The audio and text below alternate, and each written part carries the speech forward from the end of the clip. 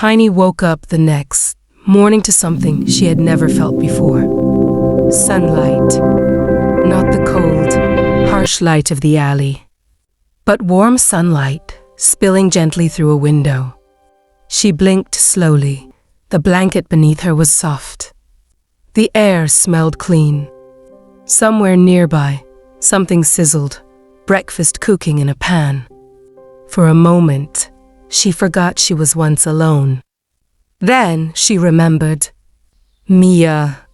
Tiny lifted her small head and saw the little girl sleeping beside her on the floor. One arm stretched protectively over the blanket. Tiny carefully stood up and walked closer. Mia's face looked peaceful now. Nears. Tiny gently touched Mia's cheek with her tiny paw. Mia stirred, then smiled. "Good morning, Tiny," she whispered. Tiny purred. It was soft at first. She hadn't purred much before in her life, but this one came from deep inside her small chest. It was the sound of comfort. The days that followed were unlike anything Tiny had known. Mia fed her small bowls of milk and soft food. She brushed her fur.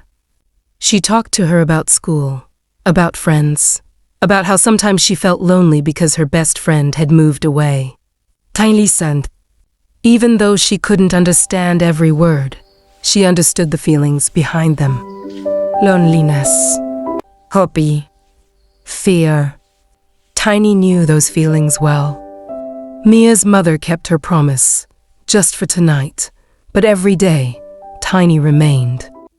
A visit to the veterinarian confirmed what they already suspected. Nice and gentle. "She doesn't belong to anyone," the vet said gently. "And she's healthy. Just small." He's all checked Small. out and healthy.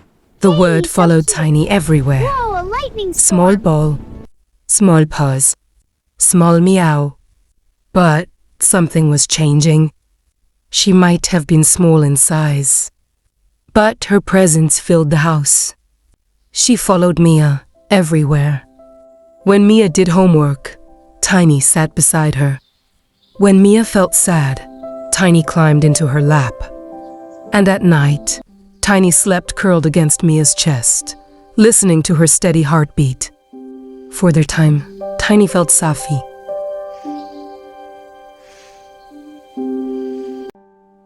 Life isn't all smooth sailing, you know. One day, dark clouds rolled in over the neighborhood. It was kinda gloomy. The wind started howling.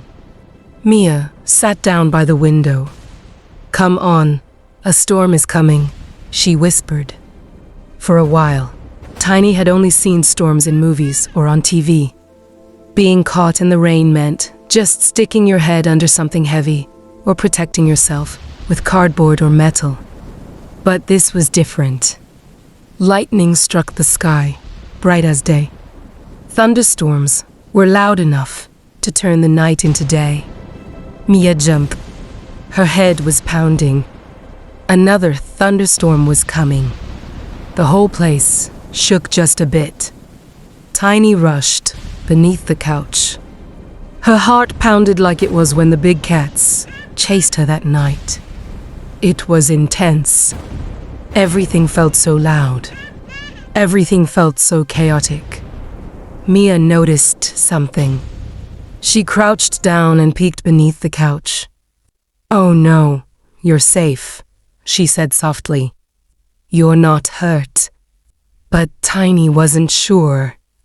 Not yet. The storm grew stronger. Rain pounded against the windows. Wind howled through the trees. Suddenly, the lights went out. The house was plunged into darkness. Mia gasped. "Tom?" Her mom's voice echoed in another room. "I'm right here. The power's out. Stick together." Another loud thunderstorm. Tiny squeezed her eyes shut. Then something else happened. A sharp, sudden noise. It started outside. Mia moved softly towards the window. Right in the flash of lightning, she saw it. A big tree branch had fallen off its supporting frame and crashed into the backyard fence. And beyond the fence, there were moving things. A low, soft whimper. Tiny heard it too, even through all the noise. A short, frightened cry. It was not thunder. It wasn't a gust of wind. It was some other creature. When Tiny's ears poked out, she could feel them twitching. So, she crawled under the couch, leaving her little mark. Another whimper echoed, but this chimia was clear. Tiny decided to head out the back door. There was no time to waste. Mia joined her, eager to find out what's wrong. Tiny closed her eyes and thought, maybe it's just a puppy in trouble. Mia opened her eyes wide, surprised. Is that a puppy? She exclaimed. The crying continued. Mia looked worried, so she turned to Tiny. Mom, there is a puppy outside. She sighed. Her mother looked worried too, but she knew the danger posed by the fallen branch. A branch is heavy, and it's dangerous in this storm. Mia calmed down her worried mother. They carefully built a narrow passage at the bottom of the back door. Using broomsticks, Mia carefully replaced the fallen branch. Tiny squeezed through the gap. Her paws felt cold. The wind whipped around her, but she kept reaching for the puppy. The puppy shivered. Tiny looked at Mia. Mom, there's a puppy out there, she exclaimed. Mia grabbed hold of Tiny, supporting her. Our baby's all right. We just need to get her inside safely. Mia wrapped Tiny in a towel, shielding her from the rain. They quickly looked for a safe place indoors. Mia opened a window and let some air in. Tiny blinked, slightly shivering. She leaned against Mia. My little friend. Mia whispered. Tiny purred. A strong, warm purr. Because she understood something now. It was not about being small or invisible. It was about being strong enough to help others. In the end, Tiny became the bravest cat.